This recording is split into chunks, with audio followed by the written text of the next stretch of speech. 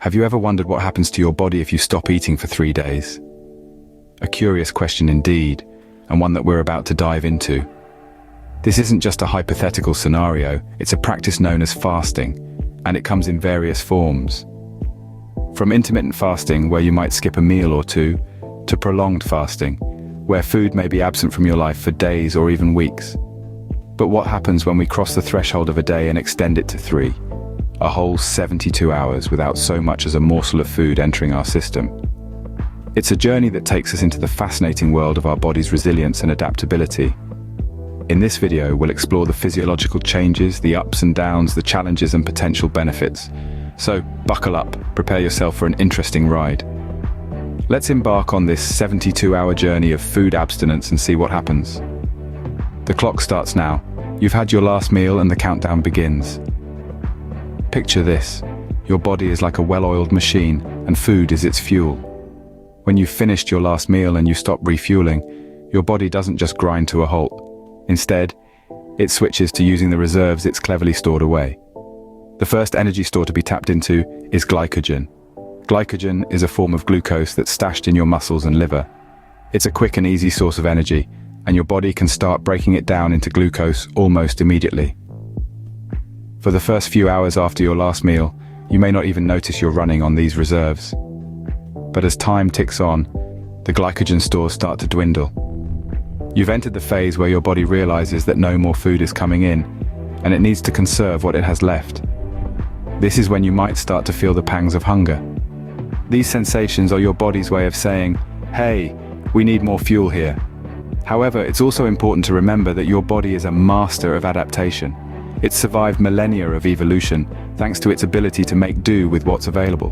So, even when the glycogen stores are running low, it doesn't just give up. It starts to look for other sources of energy. Now you might be thinking, what about fat? I've heard our bodies can burn fat for energy, and you're right. But before we explore that, let's talk about hydration. When you're fasting, it's easy to forget about water. After all, we often associate hydration with meals. But your body needs water to function, whether you're eating or not. You see, water isn't just for quenching thirst. It's also crucial for a host of bodily functions, including regulating body temperature, removing waste, and even lubricating joints. So, even as your body starts to use up its glycogen stores, it's vital to keep yourself hydrated. Drink water, herbal teas, and other non-caloric beverages to ensure your body can continue to function properly. As the 24th hour approaches, your body is now in full conservation mode. The glycogen stores are nearing depletion, and the hunger pangs might be more noticeable. But remember, this is all part of your body's incredible ability to adapt and survive. And this brings us to the end of the first day. The glycogen stores are almost depleted, and you've successfully navigated through the initial feelings of hunger. You've kept yourself hydrated and given your body the best chance to adapt to this new situation. As we step into the second day, the body shifts gears and some unexpected changes occur. Welcome to day 2. The hunger pangs from day 1 might still linger, but your body is now entering a different phase. As the sun rises on the second day of your fasting journey, your body has already started to adapt. The reserves of glucose in your liver, your body's preferred source of energy, are becoming depleted, and so your body begins a transition to a state called ketosis. Ketosis is a metabolic state not unlike a survival mechanism wherein your body starts to burn fat for fuel instead of carbohydrates. It's like your body saying, "Hey, there's no food coming in, let's switch to our backup generator, stored fat." This is why fasting is often associated with weight loss. But it's not just about shedding pounds. It's about tapping into an ancient survival mechanism that humans have relied on for millennia. As your body shifts into ketosis, your blood sugar levels will naturally decrease. This is due to the absence of incoming carbohydrates, which are usually broken down into glucose to fuel your cells. But don't worry, this isn't a cause for alarm. Yes, you might feel a bit fatigued or dizzy, and you might have a headache. This is commonly referred to as the keto flu. It's a sign that your body is adjusting to its new fuel source. It's important to remember to stay hydrated and take it easy. Now, here's the interesting part. As your body continues to adapt to this state of ketosis, you might experience a surprising effect: increased mental clarity. This is believed to be due to the fact that your brain can run on ketones, the byproduct of fat metabolism, just as efficiently as it can on glucose. Some people even report feeling more focused and alert during a fast. There's a bit of science behind this. You see, in response to the perceived famine situation, your body releases a hormone called norepinephrine, also known as noradrenaline. This hormone is a bit of a multitasker. It not only aids in the breakdown of fat, but also enhances alertness, attention, and reaction time.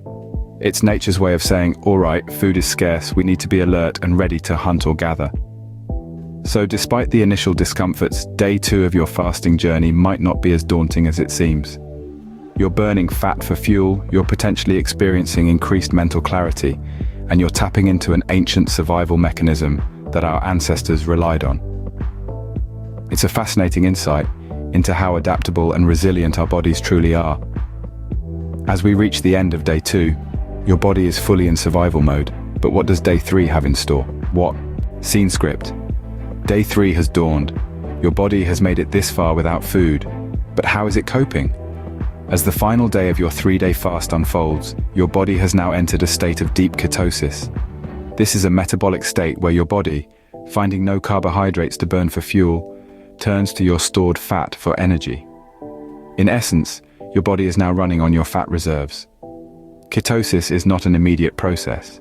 It takes time for your body to switch gears. You've been in a mild state of ketosis since day 2, but by day 3, your body has fully adapted to this new energy source. That's why you may not feel as hungry as you might expect. Your body is fueling itself just fine, thank you very much. But don't get too comfortable yet. While your body is coping admirably, running on ketones instead of glucose, it's not all sunshine and roses. You might start to feel the strain of your body's new normal. Fatigue, weakness, and a sense of sluggishness may start to creep in. This is your body telling you that while it can run on fat, it would much prefer the quick and easy energy of carbohydrates. The energy from fat and ketones is harder for your body to access and use, hence the feelings of fatigue. And remember, your brain is a particularly greedy organ when it comes to energy. It gobbles up around 20% of your body's total energy, even though it only makes up 2% of your body's weight. In the absence of its preferred fuel, glucose, your brain has to adapt to running on ketones, which can lead to a foggy feeling, difficulty concentrating, or even mild headaches. However, it's not all doom and gloom. Day 3 of fasting also comes with a silver lining. Your body, in its state of deep ketosis, is now burning fat at a higher rate than it would on a regular diet. This could potentially lead to weight loss, although it's important to note that fasting is not a sustainable or healthy weight loss strategy in the long term. But beyond weight loss, there's another potential benefit to fasting. Some studies suggest that fasting can help reduce inflammation, improve heart health, and even potentially slow down aging. Though it's important to remember that more research is needed to fully understand these effects. As day 3 draws to a close, you've successfully navigated the challenges of a 3-day fast. You've felt the hunger, the fatigue, the mental fog, and possibly even the benefits. You've seen how your body adapts and copes without its regular fuel source, and you've learned a little more about the resilience of the human body. You've made it through the 3 days, but what happens when you finally eat again? The 72 hours have passed, it's time to refuel, but how should you go about it? Let's dive right into it. After a prolonged period of fasting, your body is in a sensitive state. It's essential to break the fast gently to avoid shocking your system. So, how do you do that? Start with a small meal. Choose foods that are easy to digest, like fruits, vegetables, or a bowl of soup. These foods are not only gentle on your stomach, but also rich in vitamins and minerals your body is likely craving. Now you may be thinking, I'm famished. I could eat a horse. But hold your horses, literally.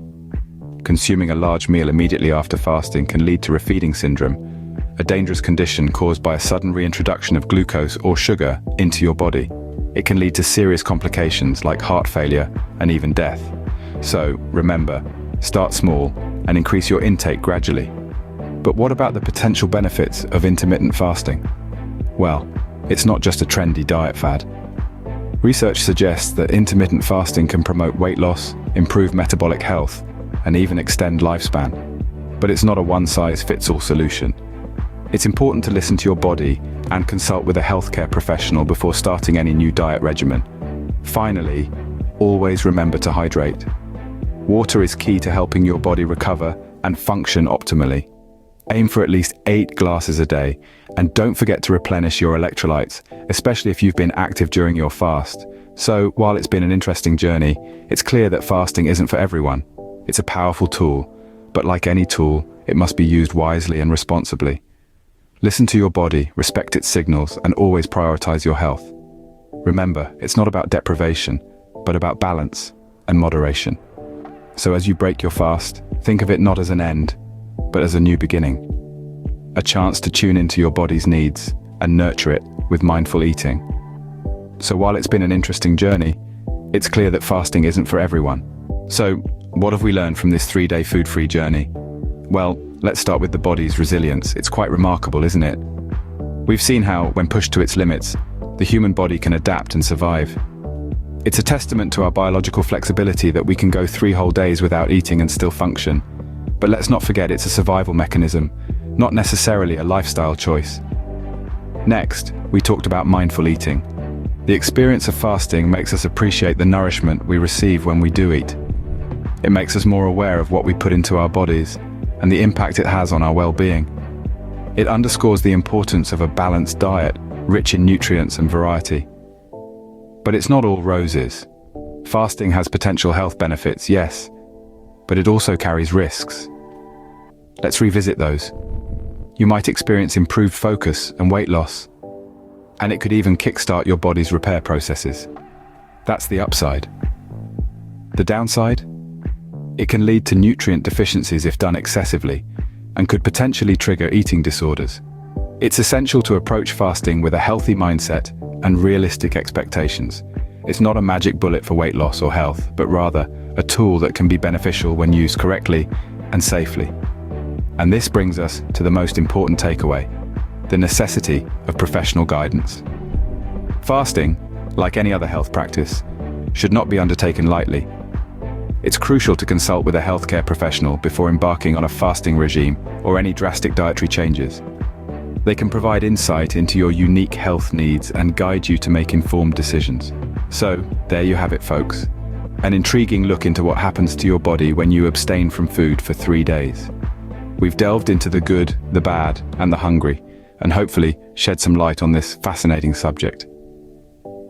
Remember, before embarking on any drastic dietary changes, it's always best to consult with a healthcare professional. Thanks for joining us on this journey. Well, that's a wrap on our 3-day fasting journey. We've traversed the peaks and troughs, the hunger pangs and the euphoria, and I hope you found it as enlightening as I did. This journey is certainly not one size fits all. So, if you've ever embarked on a fasting expedition of your own, we'd love to hear your thoughts and experiences. Remember though, everybody is unique and responds differently to dietary changes. Listen to your body, and always consult with a healthcare professional before making any major shifts in your diet. Thank you for being here, for engaging with the content, and for being part of this exploration into the human body's resilience and adaptability. Together, we're learning, growing, and understanding more about what it means to be healthy. Stay curious, stay informed, and as always, stay healthy.